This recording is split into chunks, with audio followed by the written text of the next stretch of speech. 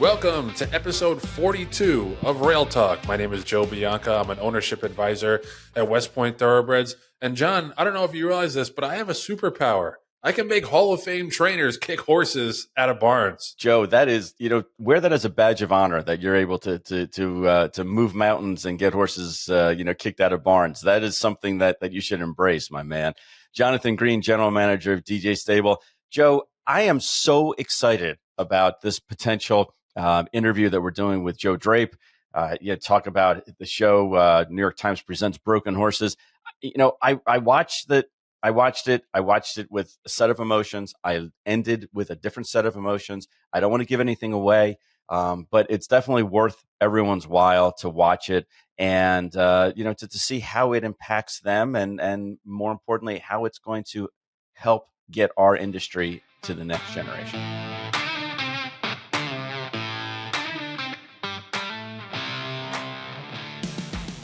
Rail Talk is sponsored by Facing Tipton. Facing Tipton and Mensa set a digital sale record, sold for $740,000 earlier this week for our buddies at DJ Stable, bought by John Stewart of Resolute Racing. So congratulations to all involved. And extra congratulations because John did not have time to make a shirt to put the kibosh on Mensa's career. So now he's racing actually later today in the Kentucky Juvenile Stakes at Churchill Downs. The world is his oyster because there wasn't any shirts made.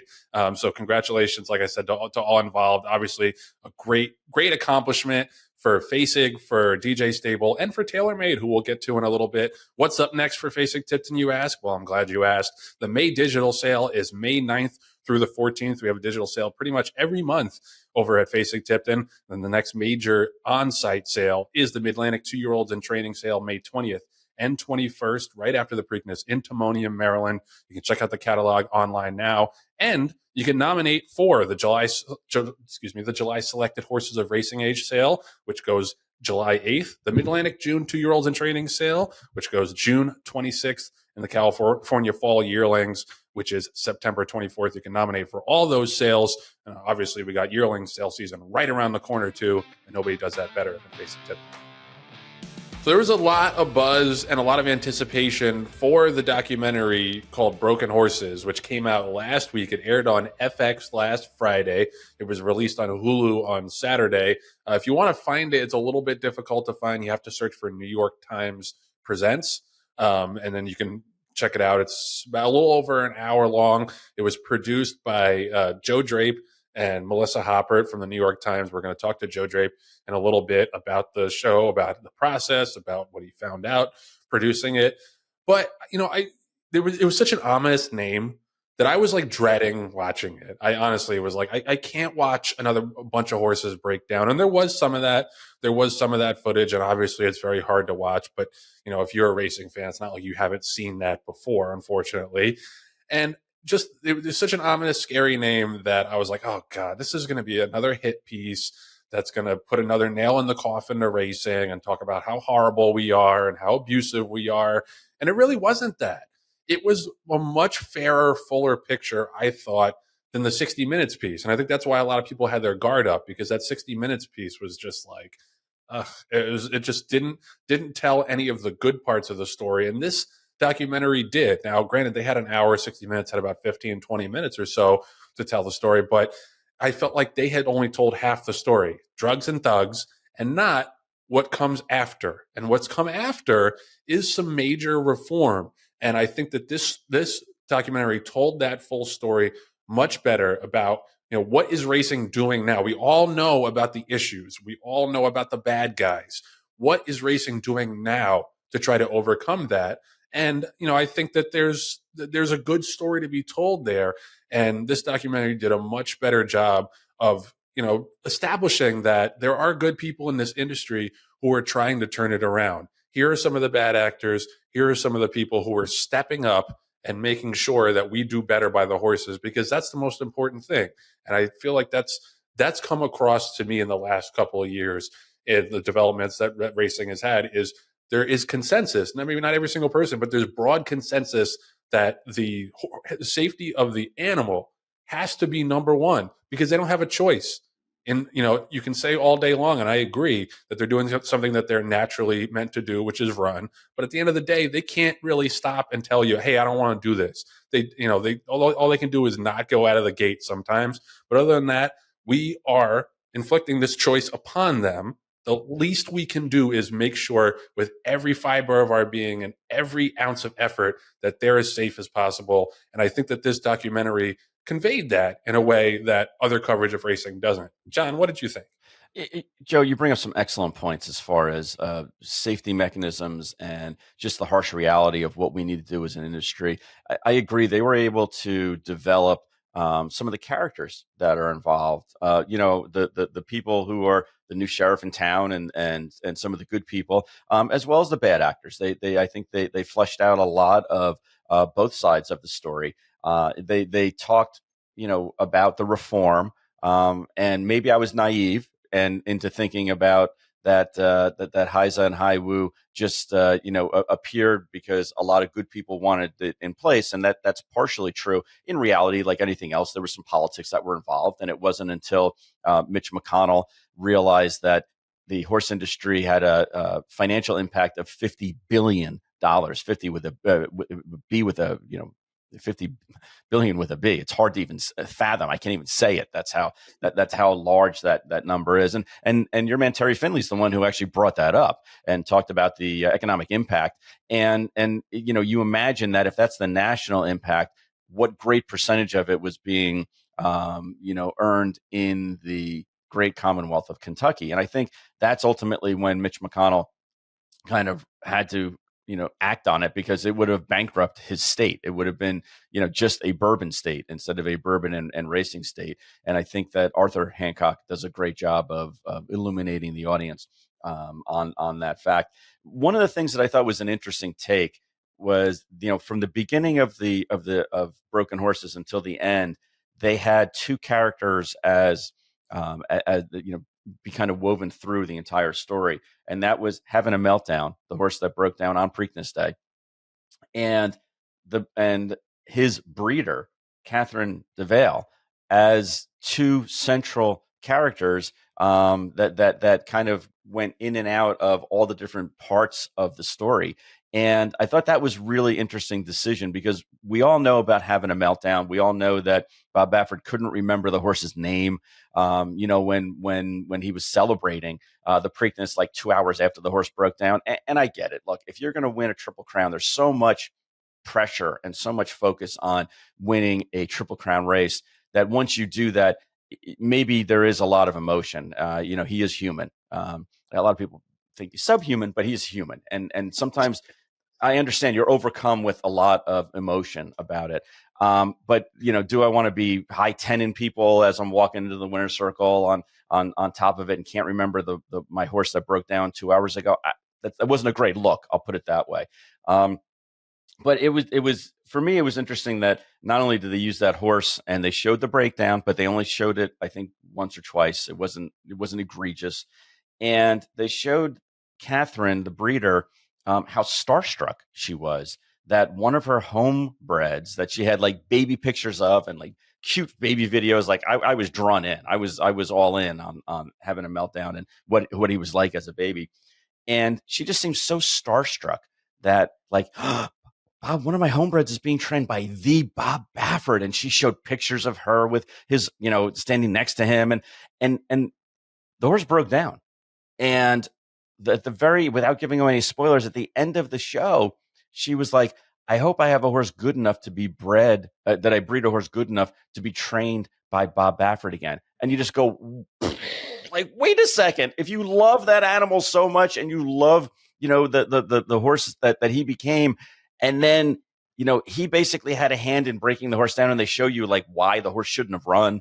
And they had two vets on there that show that this horse never should have made it past the, into the starting gate and for various reasons. And you just go, oh my God, is she that starstruck and that like, Kool-Aid drank that she just says, well, okay, I gave one of my children to this guy and it didn't work out the way I wanted. The horse died. And I'm going to give another one. That was like, whoa, wait a second.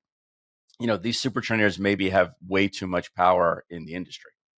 Yes, yeah. I mean, they were building it up as if she was going to be like, "Oh, I love this horse so much," and then this happened to him. I'll never forgive Bob Baffert. You know what I mean? Right. Like that. That was kind of the head fake that they threw. But no, she was honored. She was honored and thrilled that Bob would train a horse that she bred. And yeah, the vet report for that horse was extremely damning. Right. Like all of the things that were wrong with him, the vets failed him. The trainer failed him. There were a lot of people that should have intervened on his behalf. It reminded me a little bit, and this was, I think, even worse, but it reminded me a little bit of the New York Thunder situation last summer, where there were just all sorts of blinking red lights that this horse is not sound and should not be in a starting gate. And, we're going to talk to Joe Drape about it in a little bit, but I do think that Baffert was one of the central characters as well, even though he declined to be interviewed and just released a statement from his lawyer that, he obviously has had immense success in the sport. He's the most popular guy in the industry, for better or for worse. And he just, there are too many times, it seems, where he's let down his horses, and having a meltdown clearly was let down and did not need to be racing that day. And to me, yeah, I agree with you that was one of the biggest takeaways, that, this person who clearly had a deep love for this horse and raised him as a baby and like wanted to see him do great things, watched him go out and break down on the racetrack and still loved Bob Baffert and still was hoping that he would train another horse for her. That to me was pretty telling about like the celebrity that he has in the industry, the overwhelming star power that he has. And that's kind of why I think no one has ever really, until Churchill Downs came along, no one has ever really stepped up and had any kind of meaningful sanction or punishment for him, because he's just so powerful in this business. Yeah, Joe, can we shift gears to something that I found that was a little funnier in the show that I actually chuckled about. So there was a point in time where they talk about Baffert's owners as being the Avengers, being the self-proclaimed Avengers. And I was just sitting there, and I was like, you mentioned you had a superpower of getting horses turned out of barns, because of your association with it. Number one, do you think they sat there and they were like, "We're the Avengers"? I'm Iron Man. No, I'm Iron Man. No, I'm Iron Man. I'm the billionaire that has the super suit. Like, I'm sure they were all fighting over that. And meanwhile, Tom Ryan was probably like, "Well, can I be Happy Hogan? Can I be a sidekick? Because I came up with the term Avengers. Like, it should be." I can't do his voice because I don't want to get sued by. But I gotta believe that he was like, "Wait, I'm not even like, I can't even be Hawkman. Like, I can't. I'm Happy Hogan. Wait a second, this isn't the Avengers. We have 4 Iron Men. How can that be?" And Joe, what were their superpowers? Like. Right. The superpower is just that they have money. Right. Like the Iron Man had money, but he had other superpowers too. Bruce Wayne had money, but he had other superpowers. They fought crime and they brought justice to their citizens. Like, These guys, there's the villain. What are we going to do? Let's throw money at him. Pew, pew, pew, pew. Open a checkbook. Write a check. Write a check. Here, go away, villain. Go away. Like, that was their superpower. Was that? I know. I'm so glad that moniker lasted like a day. And nobody called them. I mean, it lasted long enough to get into the documentary. That's true. That's true. So shame on me. Shame on me. But I swear, I just had a vision of them all sitting on a Zoom call and saying to themselves, "Yeah, we're the Avengers. I'm Iron Man. No, I'm Iron Man." No, like, that they were all fighting over that. Absolutely. Yeah, I know. This high-key embarrassing when you give yourself nicknames like that, man. It's just. Can we have a nickname like that? Can we think of one? Can we, or do we need Patty to think of one? Like, I think, to be fair, we should now let the Avengers think of a nickname for no, it's fuckface and asshole. Exactly.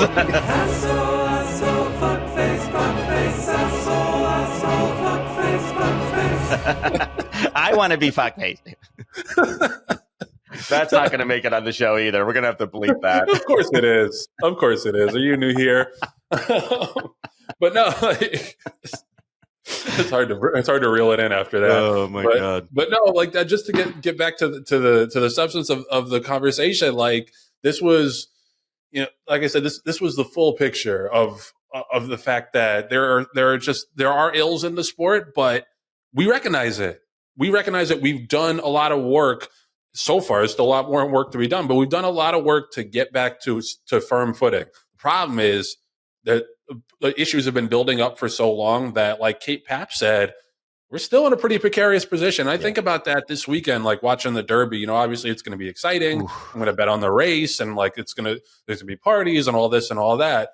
But God forbid a horse goes down in that race, man. Like we are still like teetering on the edge, and it's I've thought about this before. Like there was a time when like bad stuff and bad news would come out about racing, and I would be like, not happy, but like, this is justified. Mm-hmm. This is deserved. Right. The Jason Servis and Jorge Navarro stuff, like this is deserved. Racing, let this happen. So these bad headlines are all completely deserved. I don't feel that way anymore. I'm hoping for the best for a myriad of reasons. First and foremost, the horse's safety. But I do feel like racing is now finally putting in the work to make sure that the horses are as safe as they can possibly be. And we don't deserve a major catastrophic breakdown in a big race that will once again call into question whether or not racing should exist. So I'm praying, I'm knocking on wood, I'm doing all the things to hope that for this Derby and for many, many Derbies in the future, many Breeders' Cups in the future, we don't have any of these incidents because racing is doing the right things now. Maybe not everybody, but the broad populace of racing and the racing's decision makers are all pushing in the right direction now to make sure that we do right by the animals. There's still work to be done, but the effort and the will is finally there. The sentiment has changed. The sentiment has changed from, and you and I have spoken about it, Joe, in the past, about when friends of ours or people who would watch the races occasionally, not people in the industry, and they would say, "Oh, well, didn't so and so break down?" And the knee-jerk reaction was like, "Yeah, but that's kind of racing. Like, it happens." And that should not be our reaction. Our reaction shouldn't be, "Yeah, well, new shooter come in. That next horse is up to do it." And I think that Arthur Hancock actually stated it on the Broken Horses show. And I hate that name. I really wish they didn't say that broken horses, because then it sounds like that breakdowns. But anyway, it is that Arthur said we need to get rid of the drugs and thugs, and that's why we've brought in a new sheriff, Lisa Lazarus. And Lisa and her team have made some very positive steps. One of which is that the industry go-to line is no longer, well, next horse up. It's now, why did that happen? What can we do better? And the mindset has shifted. And even if you don't like everything that Heisa and Haiwu does, and yes, there are some learning curves and there's some bumps in the road that they've occurred. And Lisa will be the first one to admit that it's always an ongoing progression to try to get better. But it's a different game. It's a different feel. And in the show, in the Broken Horses, Eric Hamelback is standing in front of Congress and he's opposing new regulations because his comment, this is like not that long ago. This is 5 years ago, I think. And his comment was, why should we take in potential new regulations when the current state system is working so well? And I actually paused the show and was like, what the hell is he saying? And again, 2020 hindsight. But the point is that there's somebody who's in position of power in their industry, and he's like, nothing to see here. Right. Please don't pause to look. Everything's okay. Acting is normal. And that mentality has been scrubbed. Well, I shouldn't say scrubbed. That mentality has been changed in the industry overall. There are still a lot of people on Twitter who are like, why is this better? Heisa has problems too, blah, blah, blah. But you know what? We need to scrub ourselves of that tainted scent from all the decades before of what we've been doing. And that's the direction we're moving in. And if you want to stay in that old feel, then you're going to get washed out, as opposed to the other way around, where if we stayed on that same mind frame, the entire industry would get scrubbed and washed out. Yeah. And like, that's a great that you brought up that quote, because to me, that quote is very, very telling as to why we couldn't police ourselves, because you got guys like that in positions of power and influence saying, everything's fine. Yep. Nothing to see here. Like, we got to keep the current system as it's working so well. Like, the level of delusion to be able to say that in front of Congress and in front of a bunch of other states. I was looking in the back and Terry was in the back and it looked like Terry's head was going to explode when Eric said that. I don't blame him. Right. Right. So that was emblematic of the attitude for a long time, that like, stay out of our business, everything's fine. Right. Clearly it's not fine, and clearly it wasn't fine, but we're on a path to much more fun. Yeah. I would say. I'm so looking forward to this interview. I'm so excited about this. Yep, it's gonna be great. Rail Talk is sponsored by TaylorMade Farm. TaylorMade, as I mentioned, was the consignor of Mensa, who went through the Facing Tipton digital ring and sold for $740,000 earlier this week. Claps all around for the team behind Mensa. And, that's the thing about TaylorMade is, they're best known for the yearling sales, but they can get any kind of horse to a good sale and get you the maximum return possible. Horses of racing age, yearlings, weanlings, anything you got, they will help you out, and they'll treat you like family. Like that's their MO. They've been doing this for almost 50 years, putting customers first as a thoroughbred consignor, working to optimize the path to success at the breeding stock, yearling, and horses of racing age sales. Records set on the racetrack and in the sales ring. They're the worldwide leading consignor in thoroughbred sales and marketing, and we appreciate them. They'll treat you like family, like I said, and they treat every horse like it's the most important horse on the farm. And that's why they've gotten to the top of the industry, to treat the clients and the horses like they're the most important thing in front of them, and they'll do it for you and your horse. We're so thrilled to bring this next guest to the Rail Talk studio. He's a big get for us. He's been doing a lot of great reporting on racing for decades now. He's a reporter for the New York Times. He's a producer of the new Broken Horses documentary on Hulu. Joe Drape, welcome to the show. Thanks for having me, guys. We're really excited to have you and have a good discussion about the issues of the day and, of course, the documentary. Let's start with the documentary. I just watched it. It's got, to me, tells the full story better than anything that I've seen covering the last several decades of racing, the issues, the potential fixes. How did this come to be? Was it your vision? Was it someone at the Times? What was the production process like? Just take us behind the scenes in terms of how this got to air. Well, the galvanizing moment was Churchill last year on Derby Day, when those two went down during it. We'd had this drum beat up. I've done this for 25 years for the Times. A lot of this reporting I've done as it come up, bits and pieces. Tragedies would happen. I remember Charismatic in 1999. That's a one-day story then, Antley holding the leg up. I went back to the bar the next day. He was good. That was done. 2006, Barbaro is the dawn of the internet age, and he goes down, and I end up spending 6-8 weeks in New Bolton because so many people were captivated by his story and his recovery. Buses of kindergartners coming up, leaving flowers. And that's when the Times and every place else was starting to be able to measure traffic and interest. In those days, those were just most emailed. I don't even think they had Chartbeat or anything like that. So, I could tell there was change in the society, that the care of animals meant a lot to a lot of people. So that was all part of our reporting. In 2013, we had a team together, Walt McNonich, me, Rebecca Ruiz, and we took a big look at breakdowns and fatalities. And I'll pat us on the back. It wasn't my idea. Is we took down charts for years and went and see what the calls were. Van Doff, broke, stopped, and ran the database ourselves. And it was far more thorough than the Jockey Club database at that point. And so that gives us another tool, another little glimpse into that.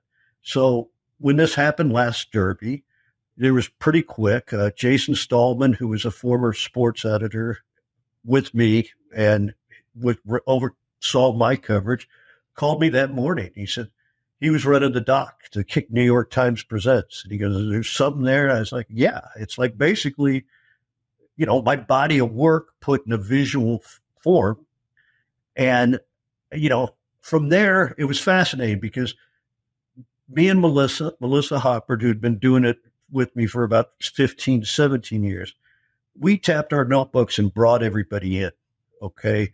We had the connections. We had the ongoing conversations. Everybody you see in that documentary, except the breeder of Having a Meltdown, I've known for 25 years. I've talked to them several times a week. I know who they are. They know who I am. So that was the one trick. And then learning and being paired with a first-rate production company. Left Right Productions does the circus for Showtime. It has a bunch of shows. And then to see what they could do, they could take all this stuff and bring it to life with archive film, with clips, with, all the bells and whistles that I had nothing to do with, but put that polish on it. And so it was a fascinating process. We literally were messing with it up until last week. Shooting wise, we had about a dozen days. And so we went to Saratoga and did 5 days, Graham, Jenna, Finley, they were all done up there. A couple who hit the cutting room floor. Then we went to Kentucky, and that's both Louisville and Lexington, and worked down there for several days. And then we hit New York, New Jersey, and brought people in. So it was, it's kind of fun. I mean, I know how to write a story, and I'm seeing it develop in front of me, but it was fun seeing my front end work. And I am very grateful to everybody who sat down with us because A, they knew what they were saying and they were brave enough to stand up and say it.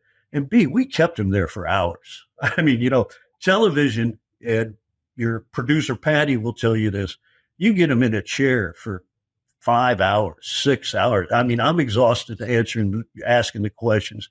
They got to be dying there. So, that's how it all came together. Went through several cuts and, we fine tuned it. And like anything the Times does of this magnitude and this sensitivity, it's lawyered some more. And as it should be, because we want to be fair and accurate. And, we're not out to do anything but to present the issue the best we can with the best insights and to be as fair as possible. Right.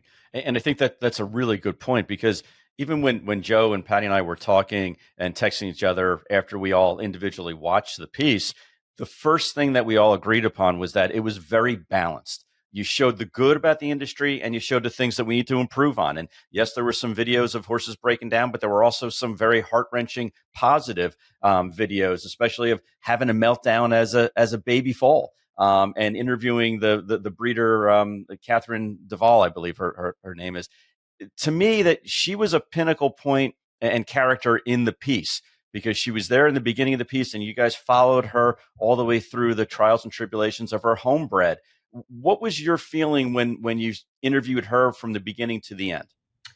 We were grateful, for her participation. And, as a journalist, it's all about surprises. I mean, you can think somebody's great the first time you pick up the phone, and then you get there and they're closed off and nothing will happen or that. With her, she welcomed us in. She had all this memorabilia, photos, very generous sharing film and footage with us, very generous with her time. And, every time, every sentence revealed more. The more time we spent with her, the more we got a better picture of what was going on. So, she was very revelatory and she wanted to tell her side because I've come across it before. And I know you guys are in the business too. I mean, think of all the ones. I remember Medina Spirit. I did a story and, the two women that bred her and then pinhooked him, these were hardworking farm, I'm going to say that in all admiration. I mean, they're boarding horses and breaking horses, and this is like their side hustle. Right. And they work their tails off to do it. So they're very proud of the work they put into it, as they should be. And they're an integral part of the industry. And so, we're delighted to have her. And I really thought she brought some great humanity to the whole thing. Absolutely. Yeah. I'm like you said, having the background of the horse, like John said, having the background of the lady who raised the horse, it really brought that personal connection home, I think, for a lot of people, not just me. You're a pretty polarizing guy, I would say, in this industry. Yeah, that's the nicest way anybody's ever done. I'm either a prick or a dick or a hater. I mean, I've heard them all. I went to the barns this morning. I hear it. So, well, yeah, I mean, join the club, Joe. It just means they respect you. That's all. Exactly. If they didn't call you names, they wouldn't give a shit about you. Yeah, no, I agree, and that's kind of my point. And my question is, I think a lot of people get frustrated when they see negative stories in the industry, no matter who it's coming from. And I think a lot of people have said that you only write stories when it's negative. But talking to you and listening to you and knowing your history, like, if you didn't give a shit about horse racing, you would have left the business a long time ago. Like, you wouldn't have stayed in it for this long just to kill the industry. But I'm just curious in terms of, like, because I'm sure you hear it, like you were saying, like, what do you think about, or how do you respond when you get that kind of criticism that people say you only write negative stories about the business? Well, first of all, my background is I learned it from my father when I was 10 or 11, sitting at the kitchen table in Kansas City, Missouri, teaching me how to work the racing form before their trips to either Axerbin or Oaklawn. Those were the two closest tracks there. I had an interesting career as a national correspondent. I was single. I started going to tracks in college on assignments. I've been to over 112 tracks at like 9-10 countries. I mean, I like the whole exercise of it. It's my crossword puzzle. I feel comfortable in the venue. You always meet interesting people. And then I owned horses. I owned Quarter Horse was my first one that ran the Oklahoma, Kansas circuit, and, made a few charity or two. And then I was in groups that had claimers up on the East Coast. When I got to the Times, that had to stop. You can't do that. So I've spent a lot of time. My second book, but my first good book, was called The Race for the Triple Crown. And it was about following. I sat months with Todd Pletcher when he had 30 horses, okay? 9 of them were owned by his mom and dad. And when he was his first good horse was More Than Ready. And that was the year I followed him through the Triple Crown. And, he got to the Derby, ran fourth. American Pharaoh. I'm his official biographer, as creepy as that makes me feel. But I've written a ton of good stories, or good, non-divisive stories. Right. All right. But I don't write for the writers room at TDN or the DRF or the breeders or whatever. My audience doesn't know about the industry. They know they like horses. They know they like competition. They know they like the Kentucky Derby. They want a look behind the scenes of a world that they want to know more about. They're curious about. I mean, face it, you guys know 30 million people watch it for 5 weeks, right? Right. Yep. And they're usually far more than casual. They're looking for the hats, the coats, the mint juleps. They're going to a party. The Derby winner, they're following to the Preakness. And if he wins, they're following the next 3 weeks. Okay. So that is who I am. And we've looked at those data, as I'm sure you have, largely women, majority women. All right. And why do you think NBC runs it on Bravo and all those other things? Because they brand it to who their audience is. So, that's my audience. All right. And just as a journalist, a good story is a good story. It doesn't really matter, right? Who's wrong or who's right on it. It's a good story. And,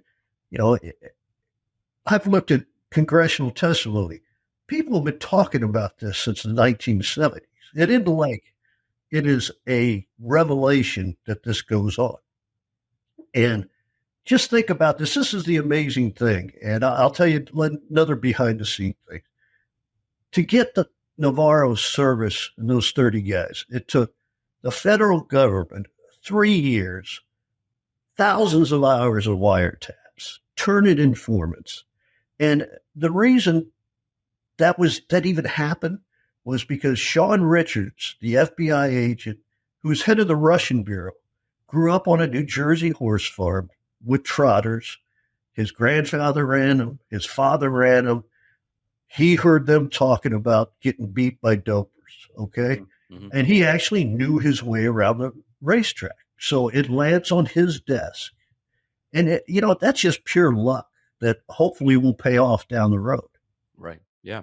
And Joe, one of the things that the piece Broken Horses documents are the 8 or 9 different multiple issues that are facing our industry, that are pulling the industry apart. And it started with illegal substances, like you just mentioned, and went on to super trainers and mega ownership groups, inefficient testing labs, fragmented leadership, lack of genetic diversity. It kind of goes on, but it definitely touches on all the major points that Joe and I have spoken about. And there are even a couple more points that we didn't even think about. Of those 8 to 10 factors, divisive factors, is there one or two that you really feel like that the industry needs to get a handle on? Otherwise, we're past the point of no return. And my 4-point prescription, and sometimes it's 3 and sometimes it's 7 as I start talking about it. But, I think it begins in the breeding shed. All right. Mm-hmm. 1992, there were 727 stallions in Kentucky alone. Now there's 200. Okay. Then those 720 did 40, maybe 50 mares. Usually it was friends and family. They might sell share or 2 or 3 or 4. By the 80s, that model switched on its head. It's breed to sell instead of breed to race. Mm-hmm. 80% that way. Add to that, and I know you guys have talked about it and other people, the graded stakes thing. I mean, yeah, it's incredible Yep. that you could have 3 grade 1 preps to the Kentucky Derby. All right. Sprints, grade 1 sprints for 2-year-olds. All right. You're just basically saying, get them out of here. Right. Okay. Yep. You're saying, you've cashed here. Let's go get them to the shed. So, that definitely is a thing that could be easily fixed. There should be a mare cap. They lost that battle. Did I read correctly? Justified did 400 last year or something between the 2 hemispheres. Yep. And is on track to do that again this year. Yeah. And, you have a dwindling mare pool. I mean, just look at ancient civilizations that inbreed. I mean, it doesn't go well. All right. So you have that. Racetrack wise, 1 pharmacy, all track vets. Mm-hmm. Everybody knows what's coming and going. Mm-hmm. Are people still going to juice and dope? Absolutely. But make it harder for them. Okay. Right. Yeah. Don't make it to where anybody can walk in the stall and, Lasix, supplements, whatever their whatever is. Yeah. Milkshaking, which you pointed out in the piece. Yeah. And then, I'm either at 4 or 5 here. The whole less is more. I live in New York City. It's insane that I can go 300 miles any direction 7 days a week and find 2 in Pennsylvania running, 2 in West Virginia running, Maryland running, New York running, or 3 in Pennsylvania. I mean, it's crazy. And, everybody says 7-horse fields of bad horses. Well, sure. Of course it's going to be. All right. And again, back in the day, and you guys know this because you're knowledgeable, they'd send them to South Carolina or Florida for a couple months. I had one of my old sources tell me, I'd hate to be running a layup farm right now because I'd be broke because nobody lays them up. So those are just some very simple fixes.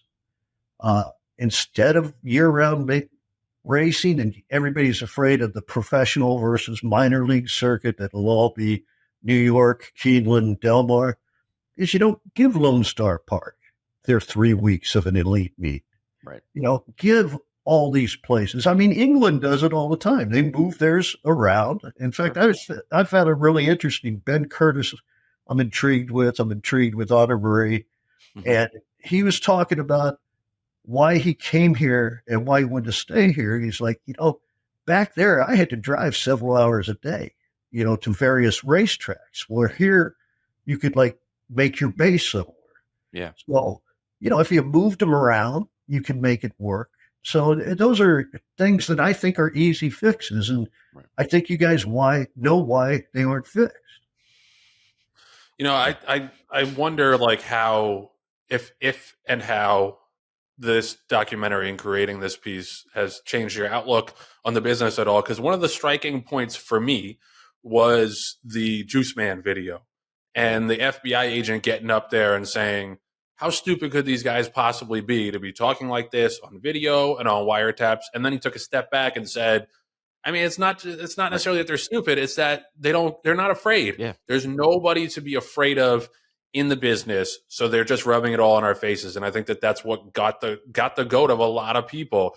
How do you feel about that now with Heiser around? To me, I've seen at least a little bit of deterrence with guys like big names like Robertino Diodoro getting lengthy suspensions and major fines. Not to say that there aren't people still cheating and taking an edge, because there obviously are, and there always will be.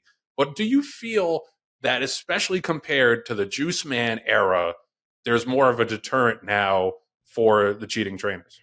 You would hope so. And we got a story coming out the next day or two that's, basically taking the film and distilling it for a print thing. And what didn't get in the film. They've done 50,000 tests. Okay, 258 violations, 58 new banned substances that they never knew about, 141 barn searches where they found, 11 other things. So it's a deterrent. So instead of just saying I can do anything and I can have my juice Crocs out and I can leave this and that here, it's going to keep them on their toes. Is it too late? That's really kind of the question right now. Can they get it? Can they slow it enough and change the culture? I mean, all this is about cultural shifts, okay? Right. Nobody wanted to change the culture because everybody was making money, and that's on them. And, the guys I get more angry with, or disappointed, not angry, is everybody knew Service and Navarro were smoking them. I mean, just smoking them. Yeah. And knew it was unnatural. But nobody raised their hand or stepped up and said anything about it. Right. To the point where the guy who was running Monmouth Park was using Jason as his trainer.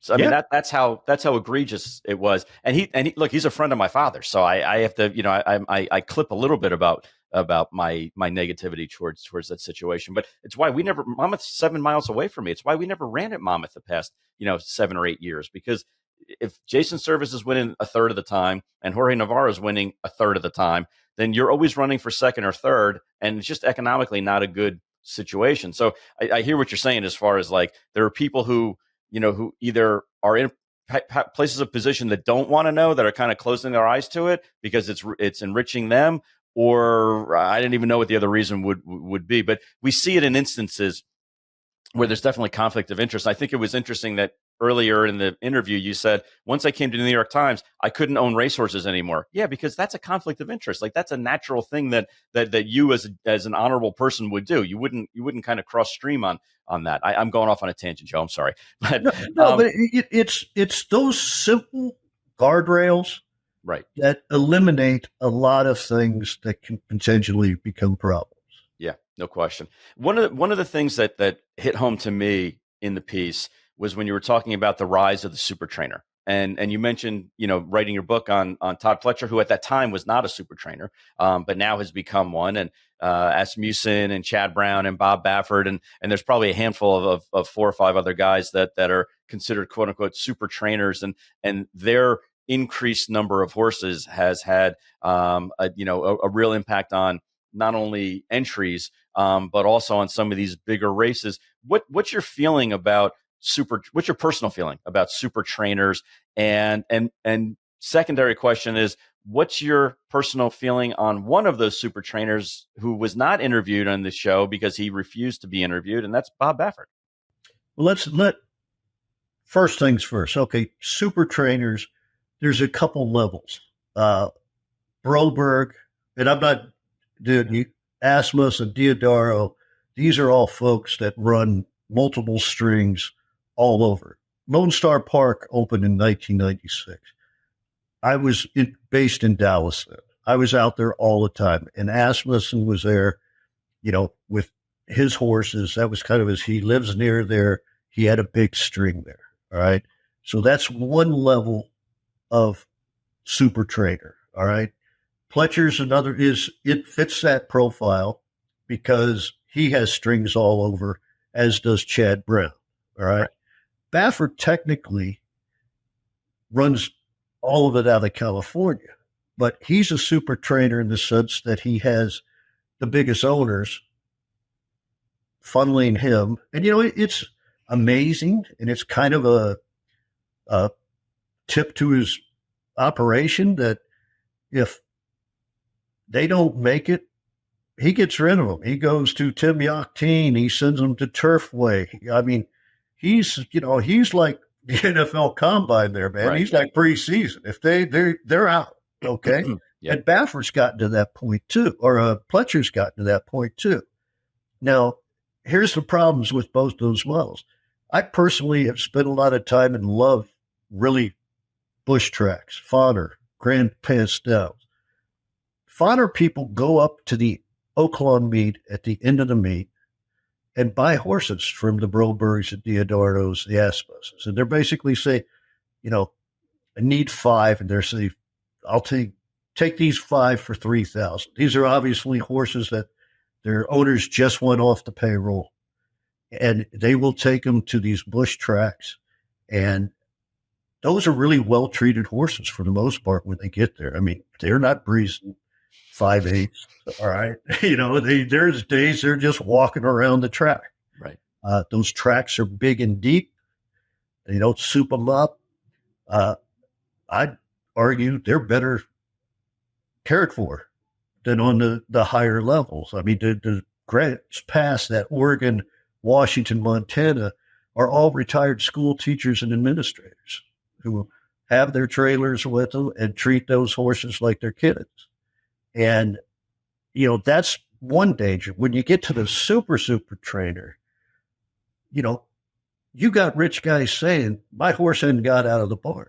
All right, I'm paying you $120 a day, whatever your vet bill is, whatever your supplements are. You were working for a higher powered individual that wants a return. And so that's when the corners get cut. That's when you start pushing a little harder. You start getting a little ouchy. I mean, Baffert telling the 2000 AAP convention that injecting was taboo. His dad told him that. But as soon as he got to the Derby level, you got to do this to keep them going. I mean, that's just self-incriminating for the whole world, not just left him, for the whole horse racing world, that you feel like you have to put horses out on the field. And everybody says, they do it in the NFL. Well, those guys can say yes or no. Well, yeah. Exactly. I mean, they could say, if they want an injection, they're going to get an injection. That's where it oversteps there. So, would it be better? And I'm trying to think who does this. There's a few owners. You got the Jerry Mosses who stayed with sheriffs. You've got guys who stay with Mott and Clement. I know the guys, West Paces Ferry, who have Dornack and Society's girls. And, so they gave it to Danny DeCargan. I mean, I know a gazillion guys on the New York circuit that are young and worthy and would take care of their horse.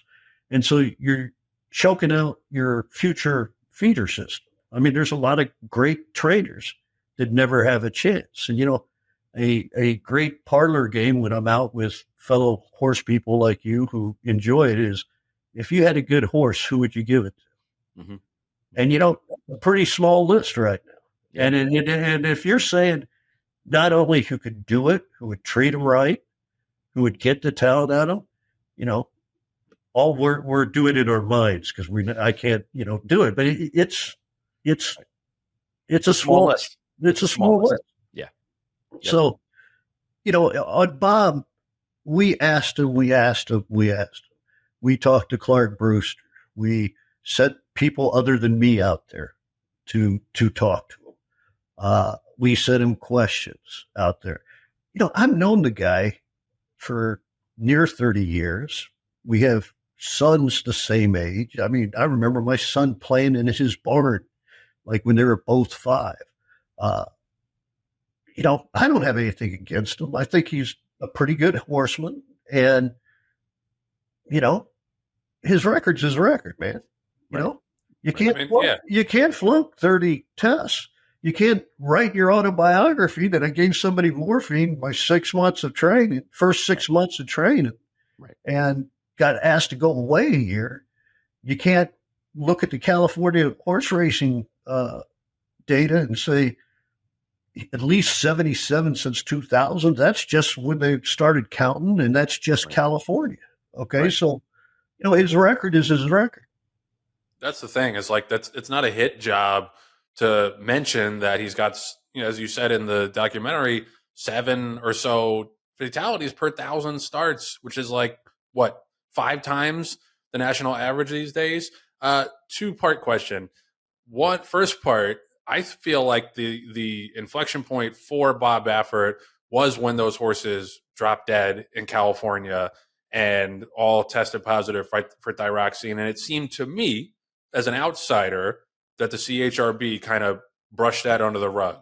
But as someone who reported on this, I'll just ask this first part and then I'll ask the follow up. As someone who reported on that, do you think that there has been kind of permissibility along the way passed to Bob Baffert from the powers that be in California? And that's how he got so powerful and basically untouchable in the industry up until Churchill Downs came around. Yes, and you ask people in California if they think that. Okay, kind of 2 parts. They say something happened, but they can't find out what.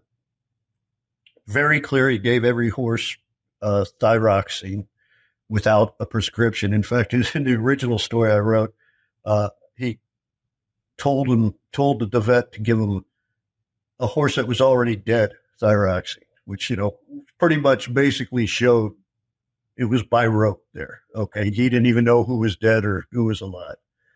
And second, it's again back on the owners. I mean, he didn't lose a lot of business there, did he?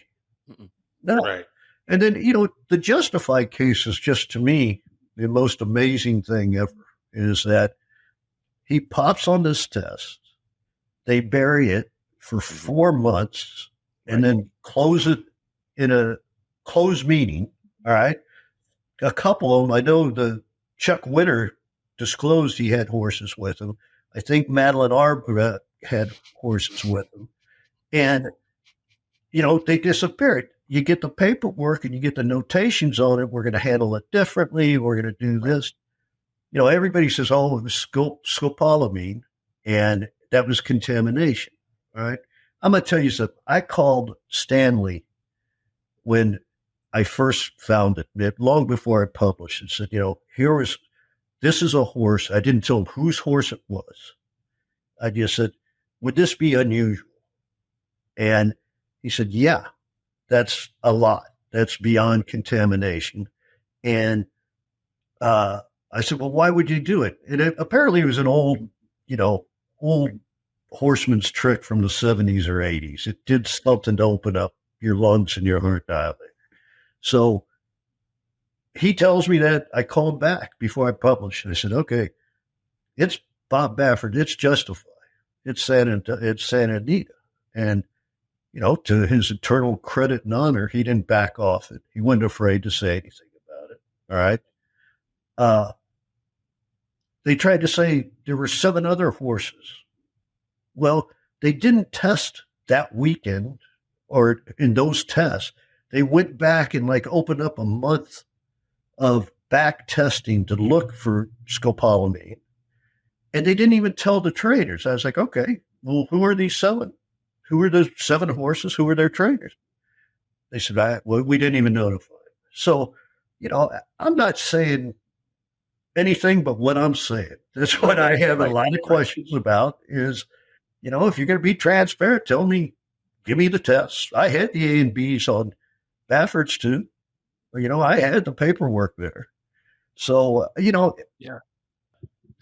I'm sorry. Go ahead. No, it's just, this is reported fact. This is not me.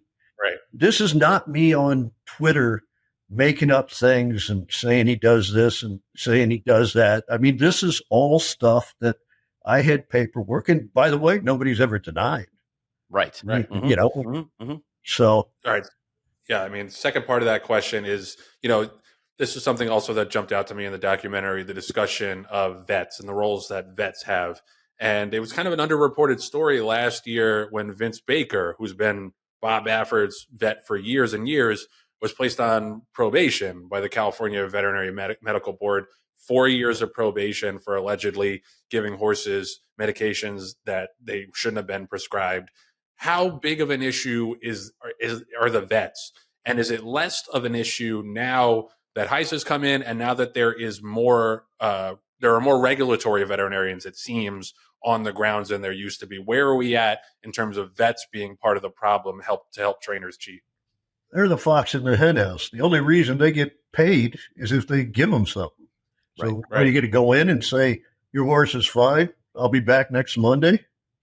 Yeah. I mean, that's just not going to happen. That business model is ass backwards. They know it is. They're not incentivized to change it. All right. They're going to tell you, in fact, at the series we did in 2013, Dr. Hunt, in a public comment period, wrote a letter that we printed that said, I won't have any business if I have to diagnose and do it. The trainers are the ones who diagnose the horses, and they buy the stuff from me. That's a very loose paraphrasing, but it was basically him saying, you're going to put me out of business. So, the vets are very much the problem. Right. And it's interesting that out of vet school, there are less and less large animal veterinarians that want to come into the industry. So it may turn out where having track assigned veterinarians and the track owned or the track monitored pharmacy like they have overseas may ultimately come to fruition just because we don't have enough vets anyway. So it may turn out that through our own I guess bad image in the industry, less people want to be involved in it on the veterinary standpoint, and it may become a fix in that sense. I hope that is. It's going to take a long time. I mean, Greg Ferraro is a guy I've talked to for 25 years out there. And he told me a story. He's like, when I was a racetrack vet, there was me and another guy. Now I got to park in satellite parking. There's so many vet tracks out there. Right. It's a lucrative business. So sure. I don't see it changing that fast. Yeah. It's interesting you mentioned his name because his son is one of the ones that is a huge Bafford fan that won't listen to any negative evidence on Bob Bafford. With regard to he's the guy's bulletproof. He's Jesus Christ as a trainer. Yeah, Kyle trolls me on occasion. Yeah, you and me both. You and me both, brother. I get it. That guy is indirectly responsible for this show. That's right. That's right. We should be thankful. I'll leave it at that. We should be thankful to him for that. When they were going over the having a meltdown necropsy, I'm going to call it necropsy because that's the way I've always called it, or the necropsy as they call it in the show. And both Doctors Lyon and Pape come through and say this horse never should have been racing that day. He's been injected, in hindsight, he had the type of injuries and fractures in all four limbs that this was basically a self-fulfilling prophecy. He was going to break down, if not in this race, then in future races. Was that one of the big surprises that you had when you went through this piece, or was there something else in the piece? That was a big surprise to me. But the Maryland did an excellent necropsy. Now I'm confused about how to say it. Well, it was like 72 pages. I'd gotten it early, and it had pictures. It was like watching a CSI episode. It was everything was there, and it was real clear in that she was a pathologist, she was very clear on all this stuff and laid it all out, and it was damning then. Okay, in her words. And she was just the facts, ma'am. That's all she was doing, just laying down all this stuff. That's why we went out, had other people look at it. I had New York Thunder in in Saratoga. I'd gotten those vet records. And nobody should be surprised. It's parallel to having the meltdown. Regulatory vets were saying stabby, choppy, range of motion. I don't know why they kept passing them through. It's kind of like, the student you just want to get rid of, and Right. you pass them through. And New York Thunder, he had been scratched Belmont Day for the Woody Stevens. Mm-hmm. He had been injected. I mean, all this stuff is in black and white. It's an evolution of, I think, the culture of the racetrack. I went through the charismatic Barbaro deal, but I remember 2011 going there after somebody died out at Naira, and I won't say who it was, but it was sort of the old NASCAR days. I spent time down in the South. He's like, that's just racing. Like, it was okay. They're going to die. That's it. On to the next one. And that's what's got to change. And that's at least starting to change. Absolutely. Yeah. No, that culture of, that's racing. I don't think that's okay anymore. All right. Last question. I was trying to lighten it up before the previous question, and John asked about another dead horse. Derby Day, this Saturday, the 150th Kentucky Derby. I believe you were down in Louisville. Is that correct? I am. Who are you looking at? How you planning on playing the race? I don't see how you get past fierceness in Sierra Leone. All right. But horses, we've seen this before, but horses that intrigue me, that I'm trying to talk myself into, are Stronghold, Resilience. Mm-hmm. I loved Anna Marie, and I still do, but I think he's going to get pounded, and that's going to be less so. Because of all the Maries?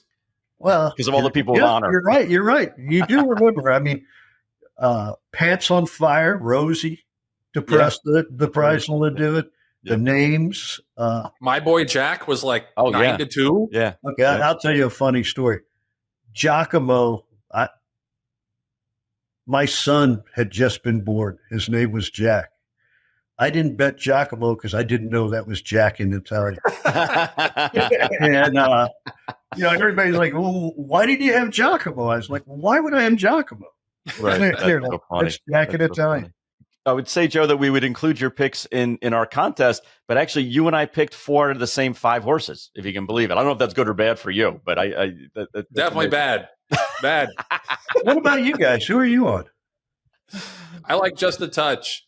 I think he's the only horse that's, in terms of ceiling, is in the sphere of fierceness and Sierra Leone. Everybody else, I think, is clearly a cut below. I still think he's got upside. He's got to get a trip. He's got to avoid getting caught in a fast pace, but he's who I like. Yeah. Well, and that's the 2 favorites. The trip is everything on that. I mean, no question. Question. And which one shows up? Which fierceness shows up? Because I've seen him on he's the little girl with the curl. When it just, you don't know which one's gonna come through at the top of the stretch. He was helped out a lot by the draw. That's the thing. I was way more against him if he had drawn inside, but he's gonna have the run of the race, it seems. Okay, and this is why I love this aspect of the game. I was out for dinner last night with a television handicapper, and his take was Sierra Leone's had everything his own way the whole time. He can't do that. And I was like, well, you're nuts, man, because Fierceless has shown he needs everything his own way. He has spit the bit when it's gone a little wrong. I think Sierra Leone's a monster. I mean, you look at the Risen Star, you look at who he's beat, all those horses in there he's beat. I mean, Resilience ran 4th in that race. Right. Yep. And, it's not ideal from the 2-hole. I get that. But, he goes wide, he goes hard, and he comes thunder. Yeah. No, exactly. And then the Japanese horses are the ones I have no idea what to do with. None whatsoever. Yeah, we put big question marks next to them as well. And the thing that I always laugh about when you have to stand up and you actually have to make a pick, which we all do for what we do. In the Derby, you have a 95% chance of being wrong. And I love when people are like, yeah, Green, you picked, XYZ horse and he ran like shit. It was like, yeah, well, you stand up and make a statement. And Joe, that's one of the things I've always respected about you as a journalist, is that you make statements and they're backed by fact. It's not just an opinion. And that's one of the reasons why we wanted you on the show so badly. Agreed. Well, thanks Totally for having me. Don't follow my picks, because so far you only do it in 2031, because in 2001 I had Monarchos, and 2021 I had Animal Kingdom. There you go. Wow. Two good prices. Yeah. Those will carry you. 2011 I had Animal Kingdom. I had Mandaloon in 2021. So did I. Okay. So did I. So I 2031, call me up. I'll be dialed in. Well, we won't look to you for your picks, but we will look to you for your stories and your reporting and the excellent job you did on this new documentary. Broken Horses can be viewed right now on Hulu. Joe Drape, thanks for coming on and talking to us, bud. Thanks for having me, and keep up the good work, guys. Thank you. Same to you, brother. Real Talk is sponsored by the Green Group. Greenco.com is the website. John, what's the phone number? 732-634-5100. That's right. So hit up Len Green. The Green Group's got almost 1,000 clients in the horse business. Either way, it's in that ballpark, which is a staggering number, considering, how many owners could there be in racing? 1,005. Not enough is the answer. We always need more, but that's what there's a reason that the majority of the horse owners in this business, not just horse owners, trainers, breeders, bloodstock agents, jockeys, they pretty much all go to Len because he's got expertise that's unmatched in the business when it comes to taking advantage of tax breaks, depreciation, all that good stuff when it comes to horse ownership and dealing with horses. But don't listen to me. There's a certain Hall of Fame trainer who's got a big favorite coming up this weekend who trusts Len with his taxes. Green Group has been doing our taxes for about the last 5 years. The Green Group was highly recommended to us by the McLaughlins, Karen and Letty. We were sort of in a transitional stage with our accountants, and we had someone who we'd been with for a long time, and we were kind of having trouble finding the exact right replacement. And the thing that was attractive about the Green Group to us is their familiarity with horse racing.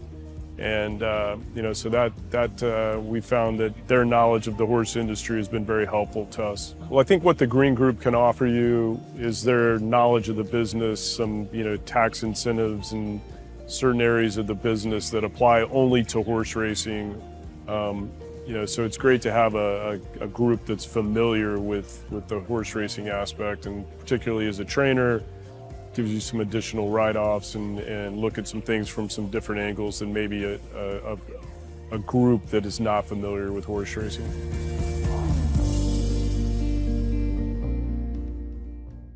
Thank you, Todd. I got to say, too, that, Len and DJ Staples selling Mensa for earlier this week at the Facing Digital sale, that's not an easy decision, because he's obviously a horse that has immense potential, but it was the correct business decision to sell him and to realize that return on investment so quickly.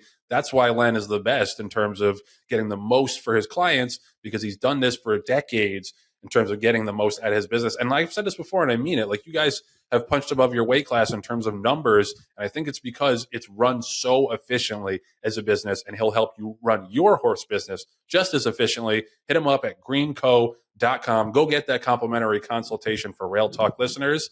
Len and the Green Group, the best there is. All right, so that's going to do it for episode 42 of Rail Talk here from my discotheque. Now, if you haven't heard the backstory yet, I got a disco ball planter looking right at me. So when we get to the golden hour, it looks like I'm Donna Summer in the On the Radio video, and I love it, and I'm not changing it, no matter how much Patty tells me to. Is that how you get your superpowers, Joe? From the sun bouncing off of Disco man. Disco fuck. I can dance all night. I just got my superpowers just by redundancy. I've just been an asshole for my whole life, and it's just, now it's stuck. Anyway, that was a great show. Really that was an excellent show. Thank you to Joe Drape for coming by and talking to us. And we'd love to have him back on the show. And I just got to say one more time about Joe Drape. Like, he gets a lot of shit in this industry. Like, you could say he writes too many negative stories. The guy clearly clearly cares about the business and wants to see it improve. Right. So shut the hell up. Stop blaming the messenger. Right. And go read some of his stuff. So appreciate Joe Drape for coming on. Thank you to our producer, Patty Wolf. Thanks to John, as always, for coming on and going back and forth with me. Thanks to our excellent associate producers, Nathan Wilkinson and Julia Agresta. Thank you for watching, and thanks to the sponsors. We'll see you next time back here on Rail Talk. Enjoy Derby 150.